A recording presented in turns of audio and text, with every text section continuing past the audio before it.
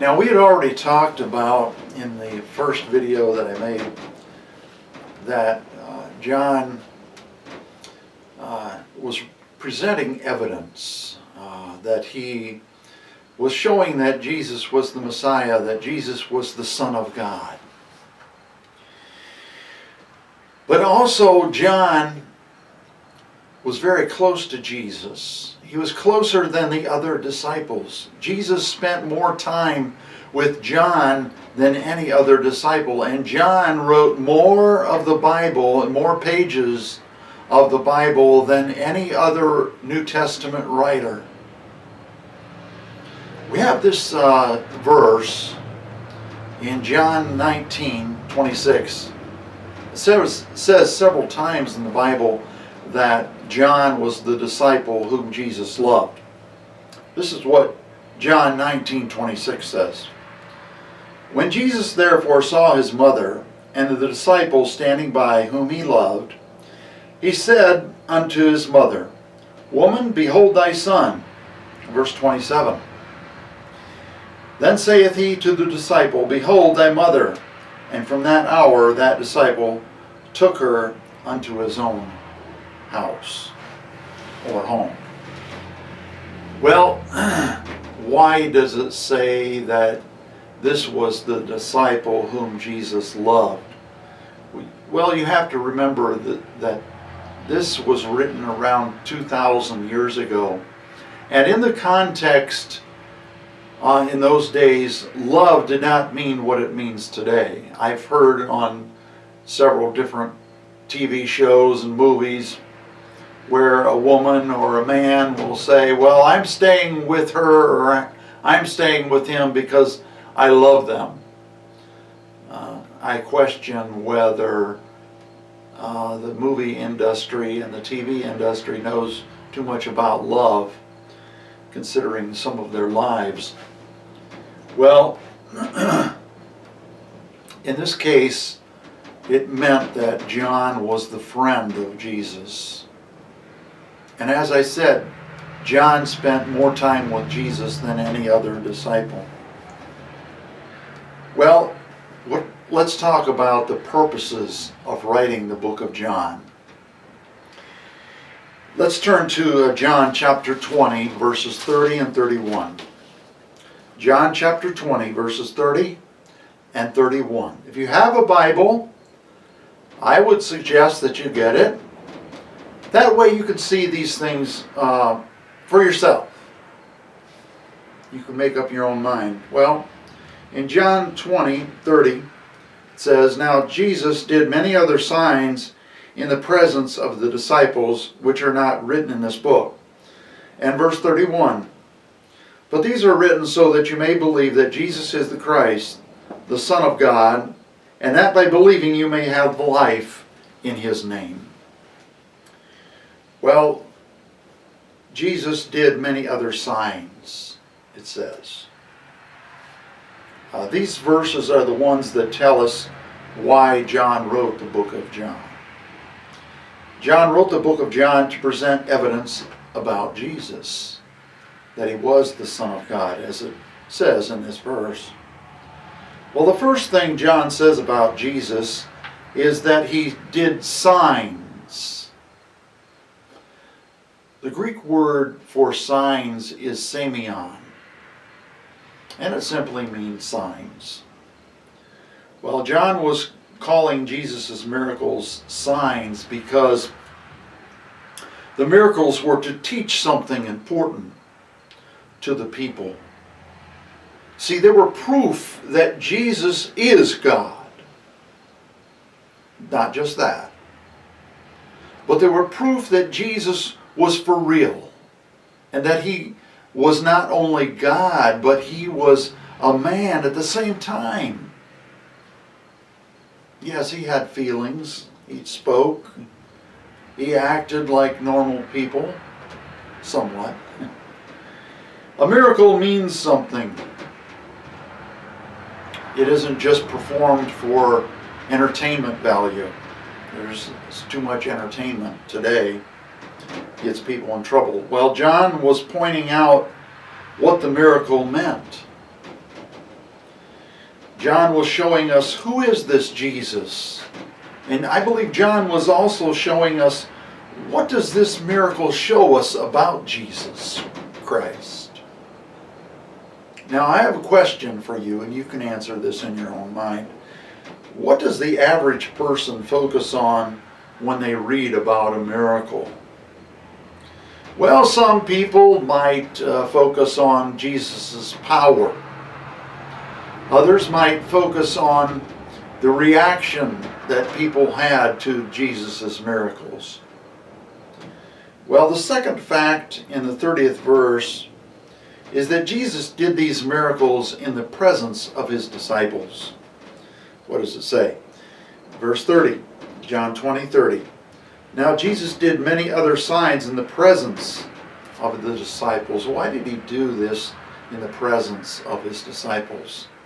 He wanted them to see firsthand. He wanted them to see things in person. He wanted them to wrap their minds around who he really was. Some of the disciples got it. Thomas, for instance, said about Jesus, "My Lord and my God."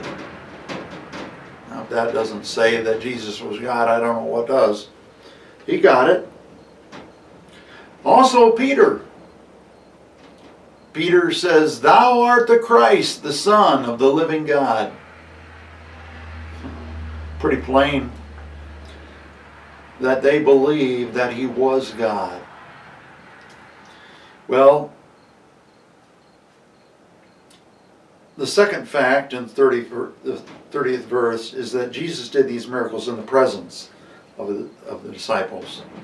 Now, if you watch any of these TV shows or watch true stories about detective work or about police work, something like that, they look for eyewitnesses. Well, why do they look for eyewitnesses? It's because they see things firsthand. And it's not just hearsay.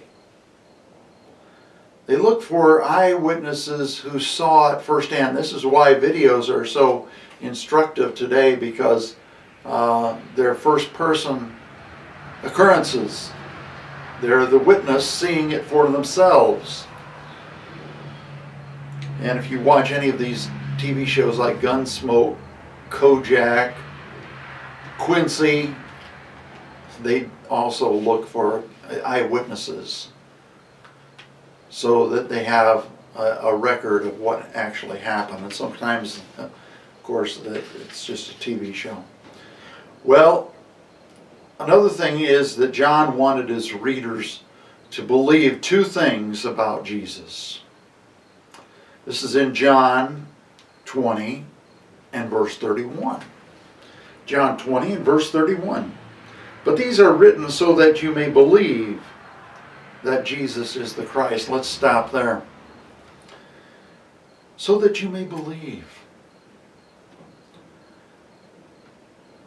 Number one in John's eye was that Jesus was the Messiah, because it says that you may believe that Jesus is the Christ. If I had a table full of pencils and you were standing nearby and you felt really cooperative that day, and I said, "Hey, can you hand me a pencil?" Well, if there were a table full of pencils, you would just grab any one. Or you might say, "Well, which one?"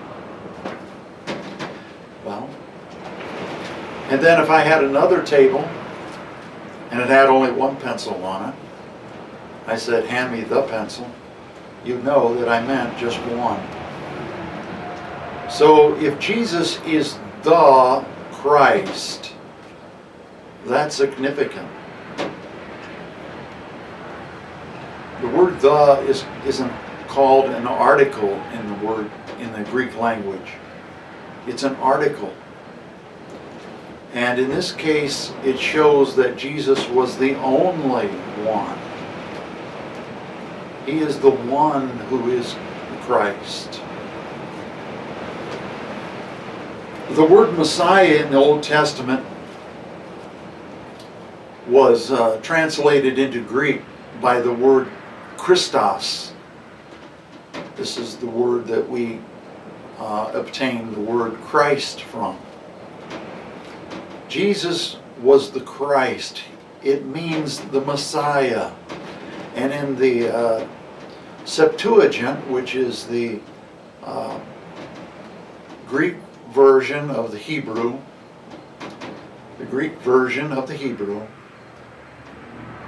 it says there in Daniel, when it uses the word Messiah, it uses this word Christos. Jesus obtained this name for himself, Christ. He was the Messiah. He was claiming to be the Messiah. Whoever says that Jesus never claimed to be the Messiah, they're wrong. Here he is called Jesus Christ, the Christ. Well, the word, as I said, the word Messiah means anointed. And we have this in 1 Samuel 10, verse 1. It says this, "Then Samuel took a flask of oil and poured it on his head and kissed him and said, 'Has not the Lord anointed you to be prince over his people, Israel? And you shall reign over the people of the Lord, and you will save them from the hand of their surrounding enemies. And this shall be the sign to you that the Lord has anointed you to be prince over his heritage.'" Here it says that the sign that he would be the prince over his heritage is the anointing. Saul was anointed as the first king of Israel. Well, pouring oil on a man's head by a priest like Samuel was a ceremony to show that the man anointed would be king of Israel. It was a symbol. It was pointing out that this was the king. He was anointed. Anointing took place several different times in the Bible. And one of those instances was when a king was anointed. They also did the same thing for instance, David. Jesus was called Christ because that was the Greek word the Jews used for the Messiah, as I already said. Someday, Jesus,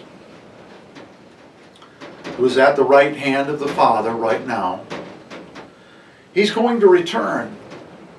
This is called the second coming of Christ. And Jesus is going to be king over the entire earth. He's going to be the Messiah, as he already is this Messiah now, but he's going to be Messiah on the earth. And this is called the millennium during this time of the earth history. And that's yet in the future. Well, Jesus is already the Messiah in heaven. But he will come, and he will come back to be the Messiah on the earth. Number 2 that I'm going to talk about, and it's the second point in John 20:31, is that Jesus is the Son of God. Well, what does that mean? Well, he had a relationship with God the Father. Jesus has a relationship with God the Father. And it's different from any other son who is born on the earth today, or who lived in the past, except for Christ himself. Yes, he was called the Son of God, but what does that mean, see? Well, it is not like today where a father looks, sometimes acts like his father, and has the genes and the chromosomes of his father. Jesus was not like that. Jesus had to be God, because God cannot be divided. God could not take a piece of himself, like a piece of pie, and say, here, now Jesus, now you're part God. If he was the Son of God. No. No. Jesus had to be God because if he's the Son of God, he has to be God because in theology and in the Bible, God cannot and he has never been divided into parts. God cannot be divided. Jesus is God's only begotten or unique Son. This is in John 3:16. For God so loved the world that he gave his only begotten Son. Now that word begotten can be translated unique Son. Jesus was unique in every way in that he was God. Now we're going to cover in the next section in part 3 more details about the book of John.